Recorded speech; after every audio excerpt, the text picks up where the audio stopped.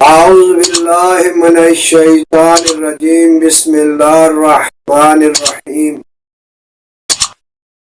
الحمد للہ رب العالمین والصلاة والسلام علی اہلہا ولعنت اللہ علی اہلہا اما بعد درود و سلام ان ذوات المقدسہ پر جن پر اللہ اور اس کے ملائکہ درود بھیجتے ہیں اور مومنین کو حکم ہے کہ وہ بھی ان پر درود و سلام بھیجیں، اور جہاں کہیں بھی محمد و آل محمد کے چاہنے والے آباد و شاد ہیں، خداوند کریم محمد و آل محمد کے صدقہ میں ان کی حفظ و سلامتی فرمائے اور انہیں ہر شر سے محفوظ رکھے۔ آج 24 اور 25 کی درمیانی شب ہے، ایسے کہیں تو امام سجاد علیہ السلام کی شہادت کی شب ہے، یعنی آدم آل محمد کی شہادت کی شب ہے، یعنی نوح آل محمد کی شب ہے، یعنی وارث امام حسین علیہ السلام کی شہادت کی شب ہے۔ انہی کے متعلق گفتگو کرنا چاہتا ہوں کہ امام سجاد علیہ السلام جو زین العابدین علیہ السلام کے لقب سے مزین ہے، معروف ہے، ان کے متعلق ایک معجزہ، تاکہ جب مولا کا ذکر لوگ کرنے والے ذکر کر رہے ہوں تو ہمارا ذکر بھی اس کے آستانے پر پہنچ جائے کہ ایسا معجزہ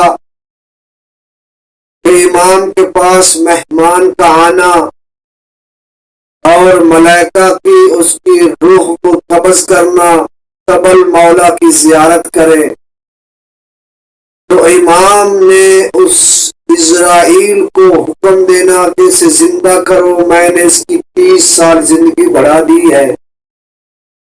اسی کے متعلق گفتگو کرنا چاہتا ہوں کہ یہ کون شخص ہے، کون زید تھا جو آیا اور آنے کے بعد رستے میں وفات پائی۔ یہ آل محمد کے چاہنے والا جو بلخ شہر کا رہنے والا ہے، اس وقت بلخ جو علاقہ ہے وہ افغانستان میں ہے۔ اکثر طور پر امام سجاد کا زمانہ تھا اور یہ حج پر آیا کرتا تھا۔ جب یہ حج کے احکام کو مکمل کرتا تو وہاں سے مدینہ جاتا، رحمت للعالمین کی زیارت کرتا، اس کے بعد یہ امام کے در پر جاتا، امام سے اذن دخول حاصل کرنے کے بعد جب امام اسے اذن دخول دیتے تو مولا کی چوکھٹ کا بوسہ لینے کے بعد مولا کے سامنے اپنے دینی مسائل کو پیش کرتا تو امام اس کے مسائل کو حل کرتے، حل کرنے کے بعد اپنے دین کی صلاح کرنے کے بعد امام سے رخصت ہونے سے پہلے کچھ مولا کے گوشگوار اپنی طرف سے ہدیہ و تحائف پیش کرتا تو امام قبول کرتے۔ 1 سال اس کی بیوی نے کہا، میں دیکھ رہی ہوں چند سالوں سے آپ ہر سال امام کی بارگاہ میں جاتے ہیں اور تحائف اور تحفات جو ہے، ہدایات جو ہیں وہ مولا کی خدمت میں پیش کرتے ہیں، لیکن مولا نے آج تک کوئی چیز آپ کو عطا نہیں کی۔ تو فوراً یہ موالی، یہ محب آل محمد کہتا، خاموش ہو جا، آپ جانتی ہو وہ کون ہے؟ وہ دنیا و آخرت کے مالک ہیں۔ وہ کون ہے؟ لوگوں پر خدا کی حجت ہے۔ اس دنیا میں اللہ کے امین ہے۔ ہمیں ان چیزوں سے کیا غرض ہے؟ جب اس کے شوہر نے اس کی ملامت کی وہ خاموش ہو گئی۔ آئندہ سال یہ حج کے لیے پھر اس نے سفر کا ارادہ کیا۔ جب حج کیا، حج کرنے کے بعد رحمت اللہ عالمین کی زیارت کی، پھر مولا کے پاس آئے، اذن دخول حاصل کیا۔ مولا نے فرمایا اس دفعہ آپ میرے ساتھ بیٹھ کر کھانا کھائیں۔ جیسے ہی اس نے کھانا کھایا تو امام نے نوکر کو کہا کہ ایک آفتابہ لے کر آؤ، ایک تشت لے کر آؤ۔ لے کر آئے تو امام نے فرمایا ہاتھوں کو بڑھاؤ۔ اس نے کہا کیسے ہو سکتا ہے ابن رسول اللہ؟ مولا نے فرمایا کیونکہ آپ ہمارے مہمان ہیں۔ اس نے کہا مہمان ہونا اور بات ہے، لیکن کہ آپ رسول کے فرزند ہیں، میری خواہش ہے میں آپ کی خدمت کروں، میں چاہتا ہوں آپ کے ہاتھ دھوں۔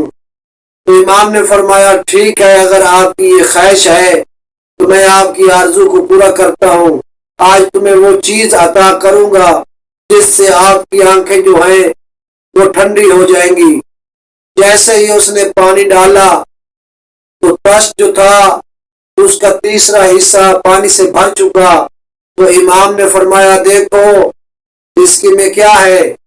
تو عرض کرتا ہے مولا پانی ہے۔ مولا نے فرمایا غور سے دیکھو۔ تو اس نے دیکھا تو مولا نے فرمایا یہ یاقوت احمر ہے۔ جیسے ہی اس نے دیکھا کہ یہ سرخ یاقوت ہے، مولا نے پھر فرمایا اب پانی ڈالو۔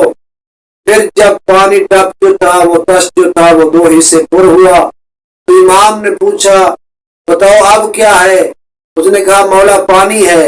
تو امام نے فرمایا غور سے دیکھو یہ زمرد اخضر ہے، یعنی زبرجد سبز ہے۔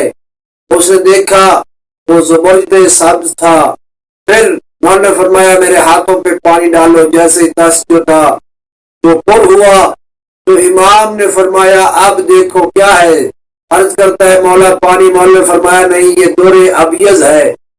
جیسے ہی اس نے نگاہ کی تو دیکھا تشت جو ہے وہ 3 جوہر سے پر ہو چکا ہے، یاقوت احمر کے ساتھ، یعنی سرخ یاقوت کے ساتھ اور زبرجد سبز کے ساتھ اور در سفید کے ساتھ۔ جب اس نے تینوں کو دیکھا تو امام نے فرمایا کہ اپنی بیوی سے کہنا جو آپ نے مجھے ہدیہ و تحائف دیے ہیں اس کے بدلے میں یہ تھوڑا سا انعام ہماری طرف سے قبول کر لیں اور شکایت نہیں کرتے۔ تو امام کے قدموں پر گر کہتا ہے مولا اس نے وہاں بات کی، آپ کو کس نے بتائی؟ یہ تو میں جانتا ہوں آپ رسول کے بیٹے ہیں، حجت خدا ہیں۔ تو امام نے فرمایا ہوگا آپ جانتے نہیں ہیں کہ ہر چیز ہمارے سامنے عیاں ہے۔ جیسے ہی وہ پہنچا اور اس نے بیوی سے کہا یہ لے لو جوہرات امام نے عطا کیے ہیں جو میں ان کو ہدیہ و تحائف دیتا تھا۔ تو فوراً ہی اس نے اسے عہد لیا کہ آئندہ سال جب آپ حج پر جائیں گے تو وہاں مجھے بھی اپنے ساتھ لے جائیں گے، میں اس کریم کی زیارت کرنا چاہتی ہوں۔ جیسے ہی وہ پہنچا اس نے کہا ٹھیک ہے۔ جب وہ سفر آمادہ ہوئے اور وہاں پہنچے تو دیکھتے ہیں کیا ہوا۔ وہ قریب مدینہ جب پہنچی تو دنیا سے چلی گئی۔ تو مولا کی در پر پہنچا، مولا کے حضور حاضر ہونے کے بعد مولا کے قدموں کا بوسہ لیا، کہا میری بیوی اس دفعہ آپ کی زیارت کے لیے آ رہی تھی مولا، لیکن وہ دنیا میں نہ رہی، وہ دنیا سے اس نے زیارت نہ کر سکی۔ تو امام نے فوراً سجادہ منگانے کے بعد دعا کی اور اسے کہا جاؤ آپ کی بیوی جو ہے وہ زندہ ہے، اسے لے آؤ۔ جیسے ہی پہنچا دیکھتا ہے خیمے میں اس کی بیوی زندہ ہے۔ کہا آپ تو مر گئی تھی۔